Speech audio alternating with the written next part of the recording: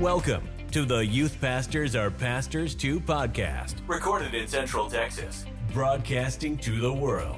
Join your hosts and their weekly guests for insight, advice, guidance, and ideas to help your ministry flourish and help you take care of yourself. Now, with a combined 35 years of ministry experience, your hosts, Jacob Taylor and Jeremy Helms. Welcome to episode 7 1/4.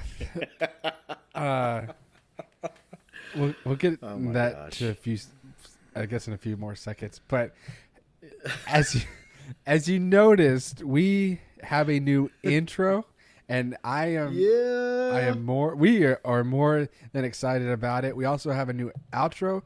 That means you have to stay and listen to the whole thing and to see the outro. Shout out to Pastor Will on Fiverr.com.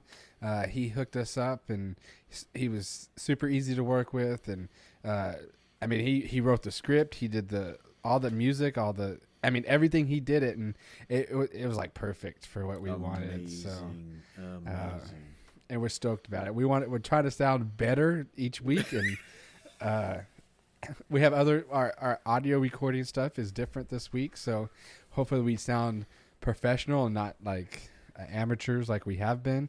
In a can. We're not broadcasting from a can. Yeah. So, if you don't believe me, this is the second time we've recorded an episode today. Technology is a funny thing. You think it's working, everything sounds great. You have a great episode. You go to upload, and the file's messed up. Yeah. And that hasn't happened yet. But whenever the corrupt file thing comes on the window, it's like almost defeat. Yeah.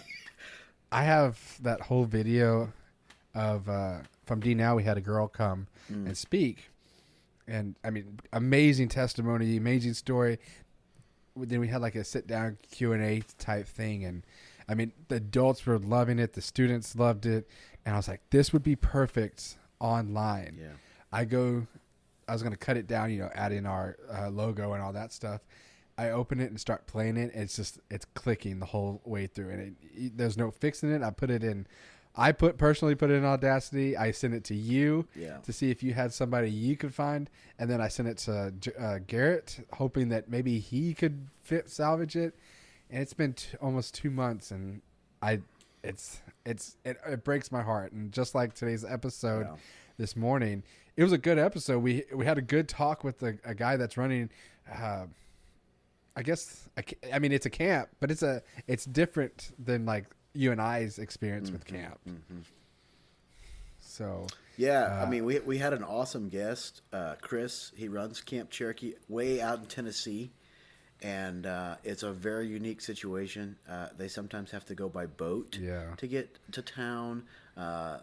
He just gave us a lot of insight, and we're going to talk about camp here in a few minutes, because I think that's something that that we're going to still stick with that theme and that topic.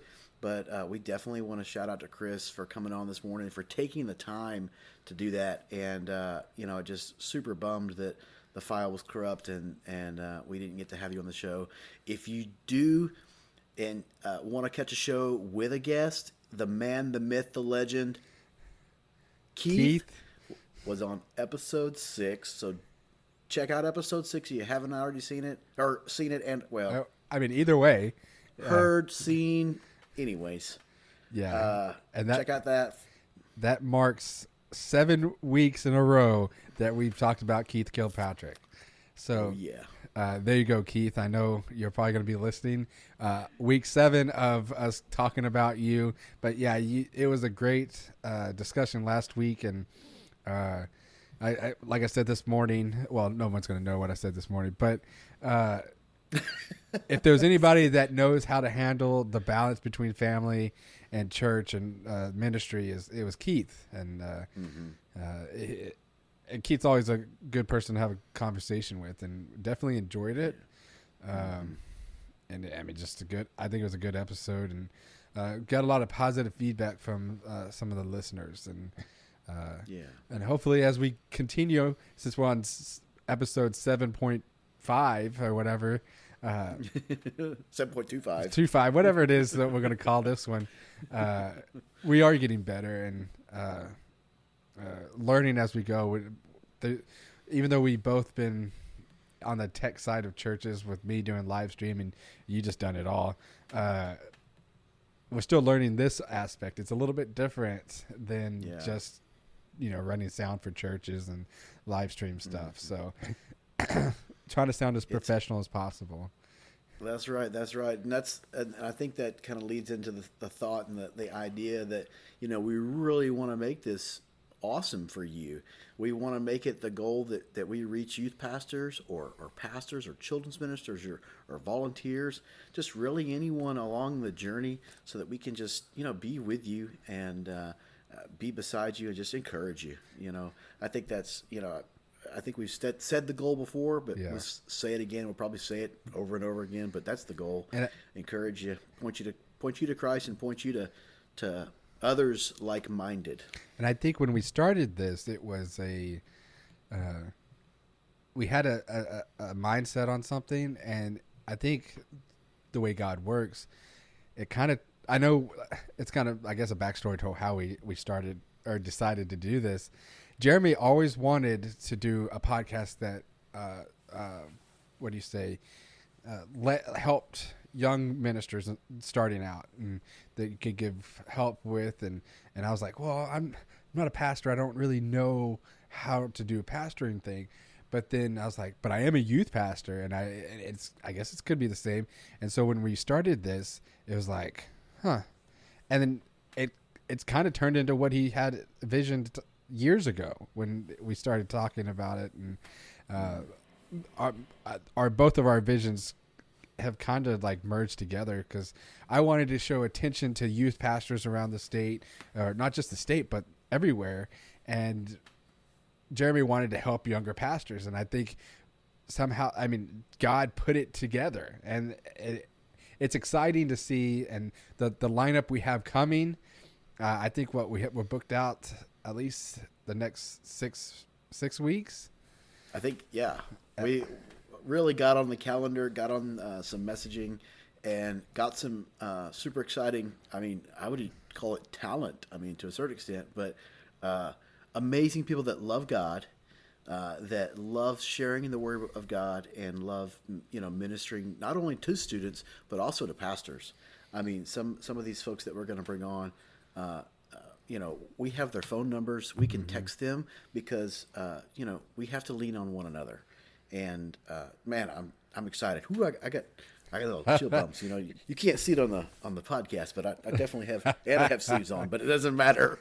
And it's like, what is it? 54 in Texas, in April 21st of all. It's supposed to get down to 35 degrees tonight, and so weird. Can we kind of get a sneak preview of one of the people that I personally super excited to get on?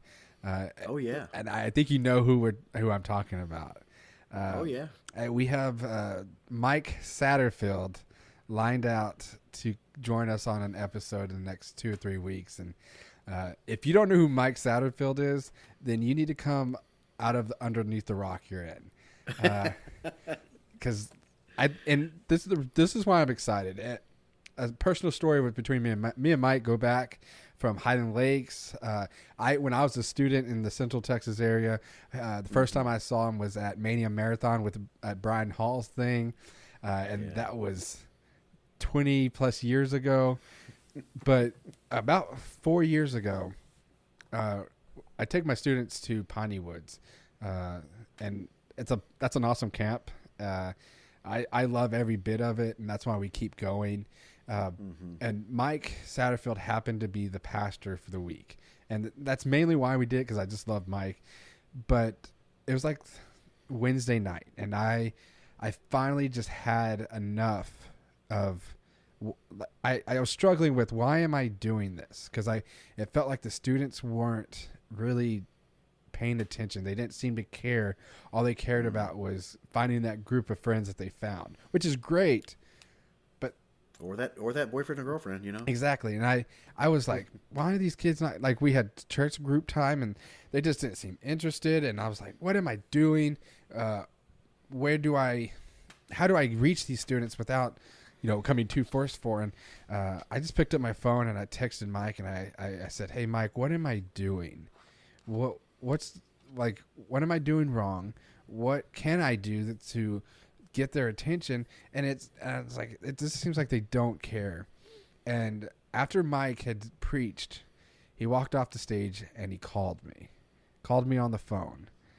And, he probably wasn't off the stage 10 minutes. And then he was up there probably an hour, during his thing. And I don't know how Mike keeps the energy he keeps, but he does. But he stopped what he was doing and his plans for the night and just gave me a call. And, cause I don't know where he went to, but he called me and we talked for about an hour and a half. And, if there's anybody that needs the encouragement, especially from someone that's, you don't want to say like a rock star or famous or superstar or anything, but someone that does what he does, to stop and take the time just to talk to you. Because I to this day, every time I get to a point where I'm like, what am I doing wrong? I think about it. I think about that conversation, and that conversation, I can tell you where I was standing at the camp with that conversation, how much that meant. And to have him come and I don't even know if he remembers that, but hopefully if we talk about it, we'll bring it up. But that's why I'm excited to have Mike join us. And man, that's a good dude. I think next week we have someone that wrote a book or multiple books. A real life author. Yeah, man, that's big time. It's not easy to get published, and he's going to join us. And man, the next couple of weeks are going to be exciting. And so yeah, if you're listening, really looking forward to having him, and then just the next 5 weeks. If you're not already listening, now's the time to start listening. You got to tell your friends. Don't hold back. I think we saw last week on Facebook, someone commented and said, hey, so-and-so, I don't remember who it was, but they're like, you need to check this out. This is really good. And I'm like, that's what we need. That's how we get reached. And this isn't for us to get rich and famous off of, but it's because it's not? No. No, it's not. You got to learn real fast in the ministry. You're not making a whole lot of money, but we want to reach youth ministers and pastors, and not even just pastors, but like the music people, the sound people, the tech guys, the people that you don't see that are putting their hearts into the ministry that typically doesn't get recognized. And and man, it's really, I've enjoyed the last 7, let's say 8 episodes, 7 that's been aired, but and just to get to the community, I think community is a huge thing, and this has been just to meet people doing different things, and their input on things has been awesome. So just highly insightful. And I definitely want to I actually want to track back to that, but you kind of had a nice little segue there to camp, mm-hmm. As I have, my first experience at camp was summer of 1998, and I went out there as a student, but I didn't go as a student. I went as like a helper, like a sound production helper, and it was to Highland Lakes Camp. That was way back when the Tabernacle was not enclosed, no AC. It just had good old-fashioned air blowing through it, okay? Like the wind, natural God wind blowing through it. And lots of nests and what do you call those birds? Barn swallows. And they lived up there. And if you didn't, stand on the right spot, you might get hit. But that could have been the Holy Spirit speaking. But no. I'm just kidding. No, but, camp was an impactful for me because that's where I gave my life to Christ. And I spent over 13 summers 3 of those on full-time staff at Highland Lakes, and then I ran a small Christian retreat center for 4.5 years.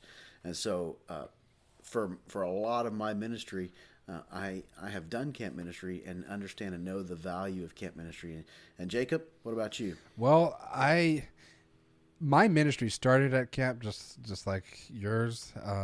Yeah. My end goal, not my end goal, my end calling was not camp ministry. It was always youth ministry, and it's just funny how that whole story worked out, because I went to welding school. I was at TSDC Waco in my last semester of welding, the welding technology program, and randomly got an email from Danny Dottie on Facebook, and it's like, "Hey, you interested in coming and work at Highland Lakes?" I'm like, "Ooh, I never even thought about camp ministry," but I was like, "Sure, why not?" And so I started there. I did maintenance, which was a little bit different. I mean, it wasn't the ministry I thought I was going to be doing, but it definitely helped grow into where I'm at now. And it's hard. The thing about working in camp ministry, especially as a maintenance guy, it's hard to stay focused on what God's doing while you're trying to plunge a toilet that's full of 5 pounds of toilet paper, because middle school kids thought it would be funny.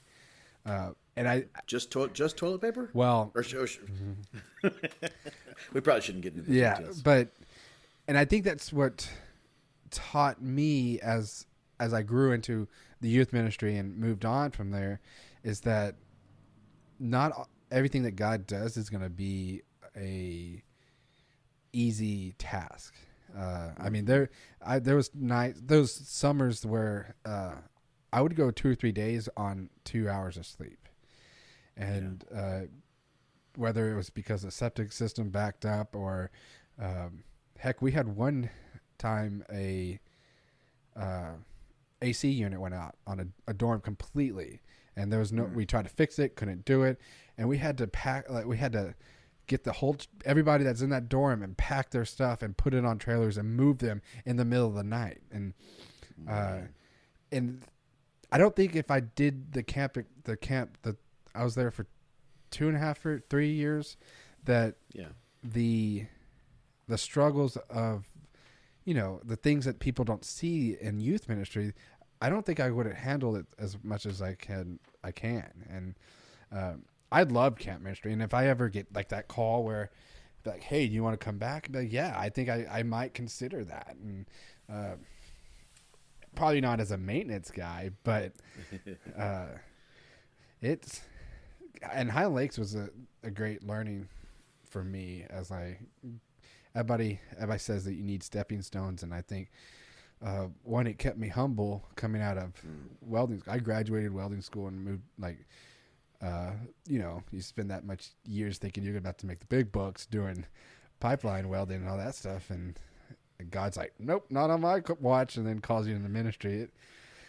I can't say anything bad about my ministry growing at Highland Lakes. Yeah, I think it's all a part of that journey and that growing and building and stretching and all those things, and learning how to sleep. Yeah, little amounts of sleep.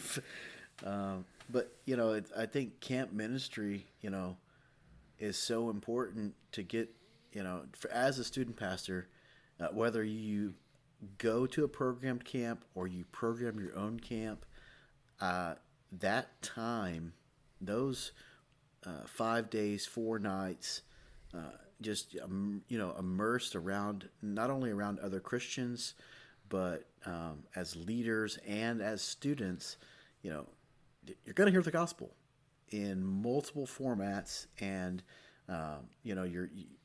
we learn differently. Isn't there like 5 or 6 different ways that humans learn? Yeah. And you are going to get the gospel one way or another at camp.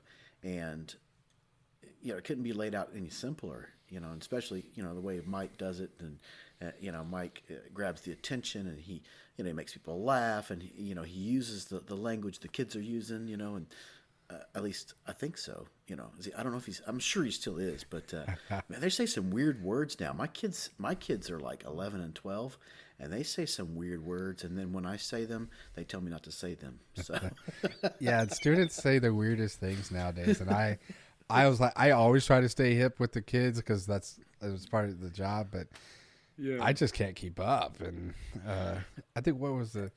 Have you heard it? Have you heard the phrase? Nah, you're capping.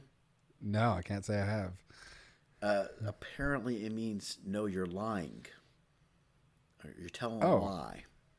Stop capping, bro. Something like that. Yeah. Anyways. Might have to ask. Yeah, I'm gonna have to ask him. I know they say that's slap. I don't know what's that mean. That's slap. Okay, so has anybody called you a boomer no.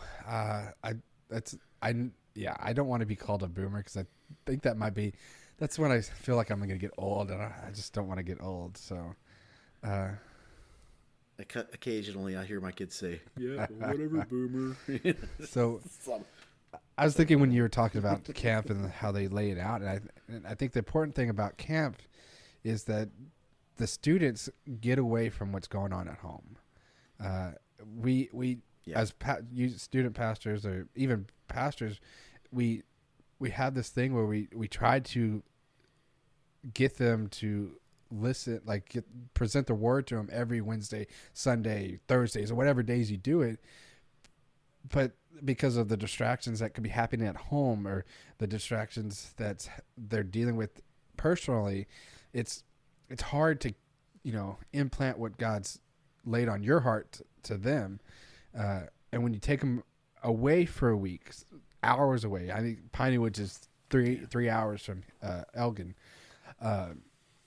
They don't have to worry. They don't worry as much about those things. They get away from those friends that might not be the influences they need, and they basically for 5 days they submerge themselves in God's word, and that's why it's so important.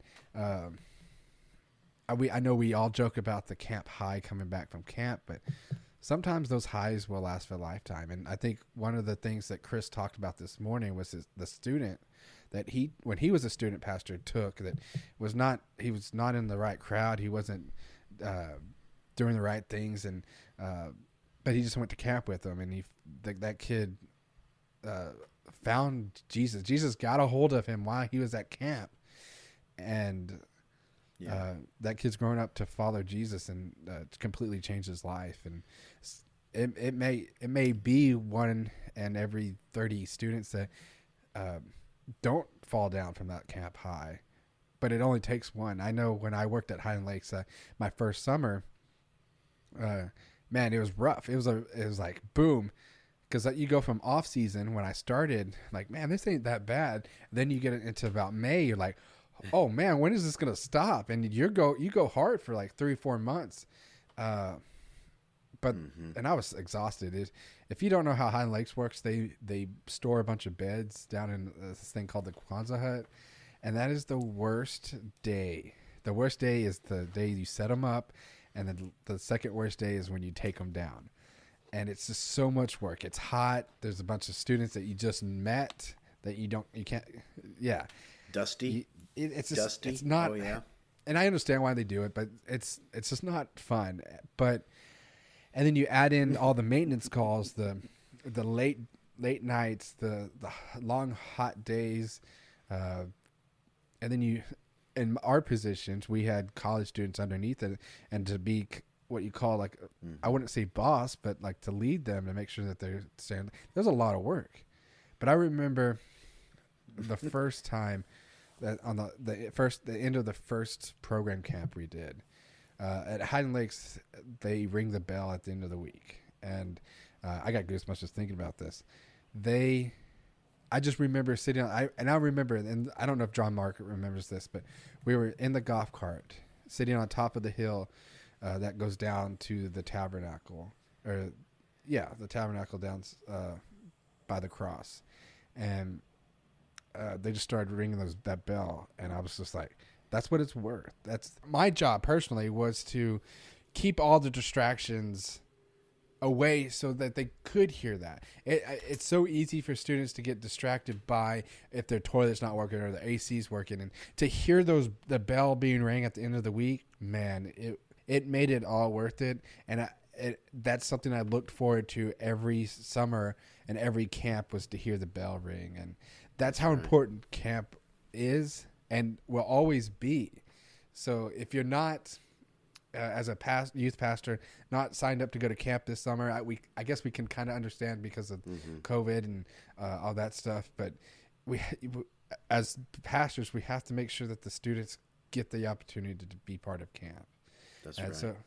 So if you're not signed up to go this year, then make sure you're signed up. Or if you want to do something local, like last summer, Jeremy and I put on a online camp because of COVID, because we knew the importance of camp. And if you need help with something like that, we are experienced. We've learned everything that goes behind it.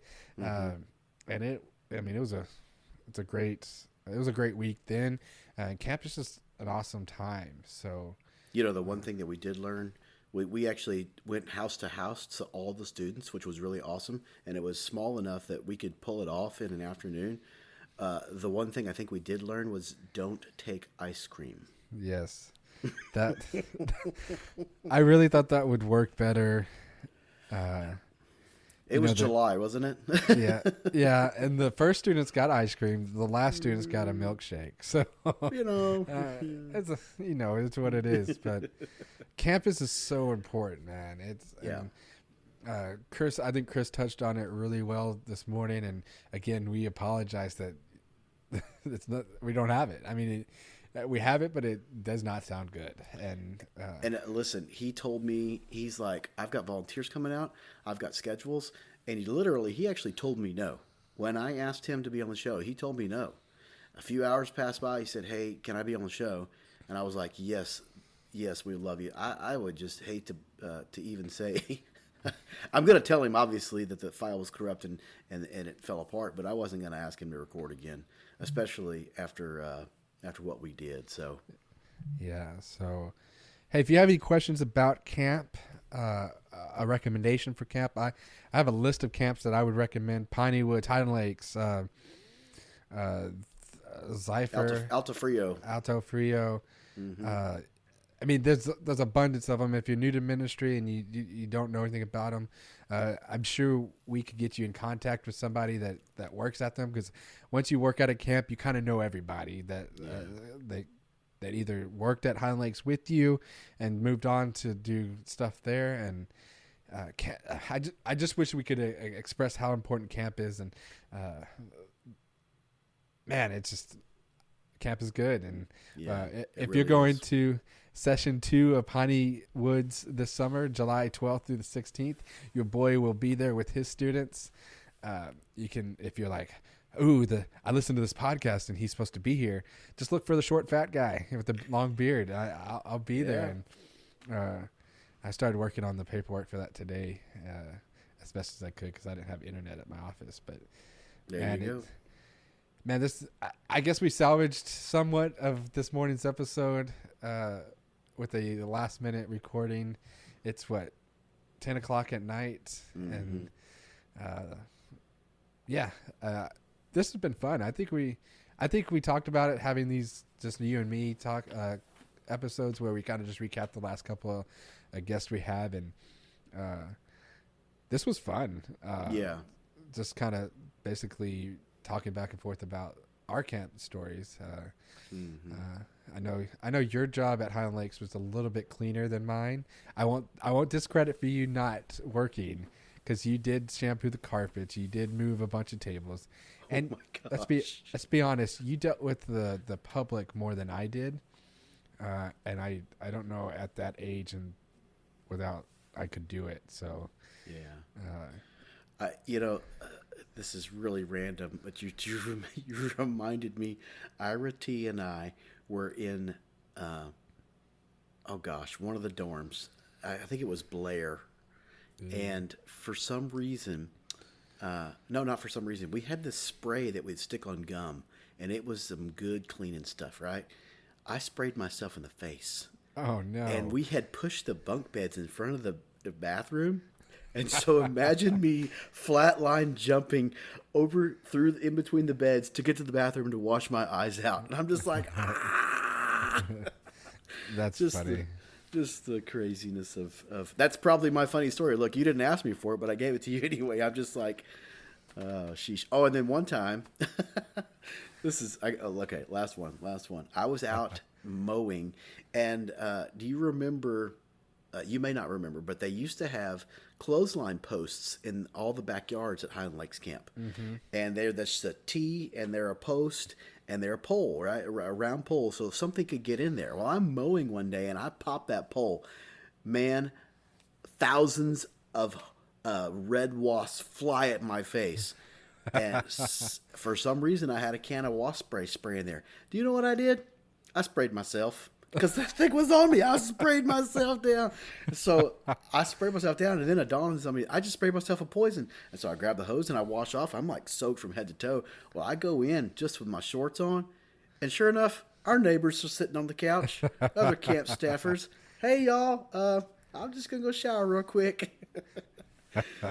Man, I got hundreds of stories. Yeah. I think they're one of the funniest stories, and I guess it's not funny at the time, but I used to during summer would drive around in a golf cart type mule thing, and basically I would monitor the SMTs, the Summer Missionary Team, and we ran as maintenance. We ran the trash truck, the water truck, and then there would be other guys that did like the maintenance calls. And I was coming up the hill where the new pool is. Back then there was no pool there. It was just an open field. Coming up the hill, and I looked to the right behind the dining hall.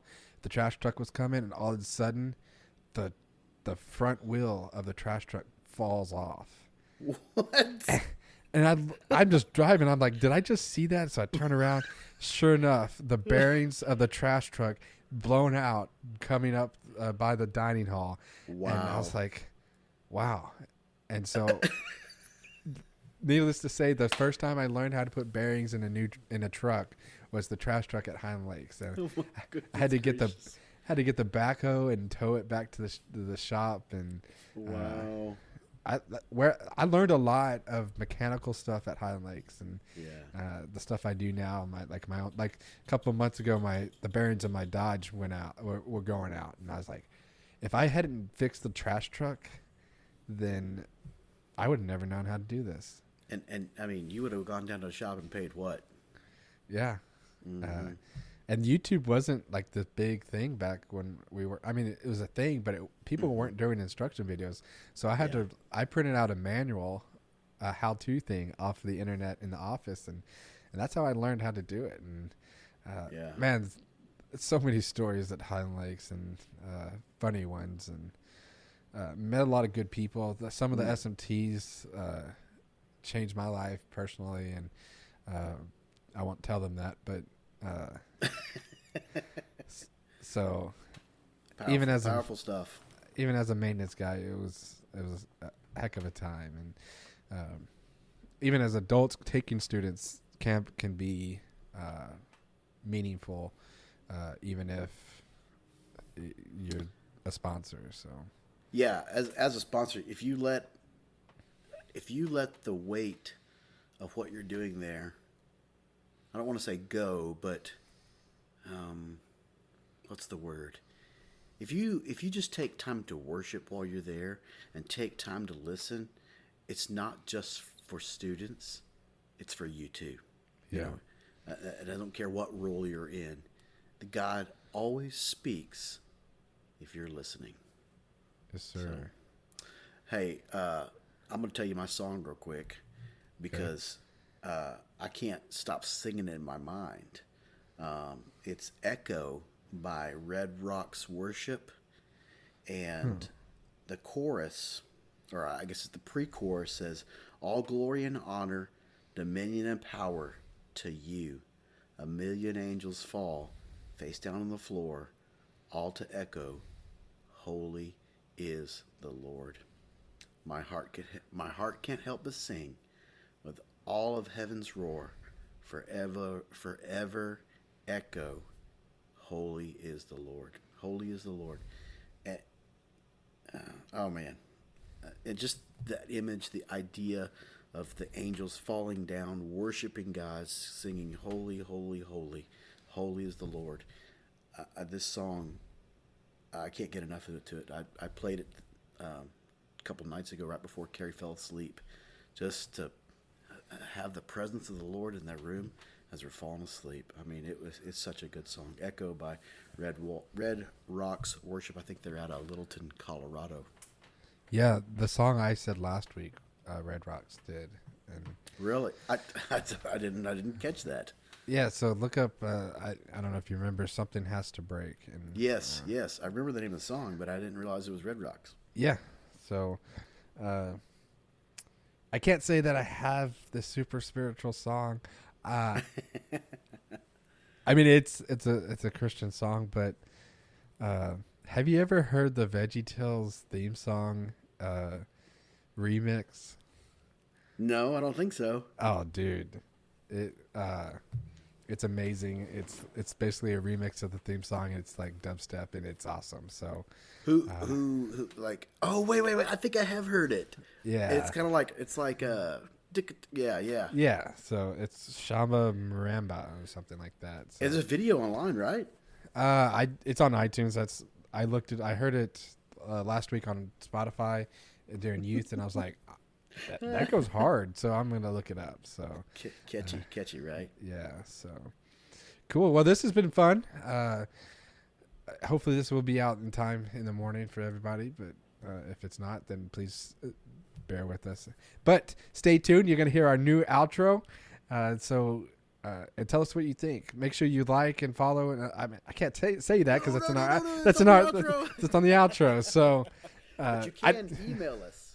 Yes, email us at youthpastors or pastors2@gmail.com if you'd like to be on a guest.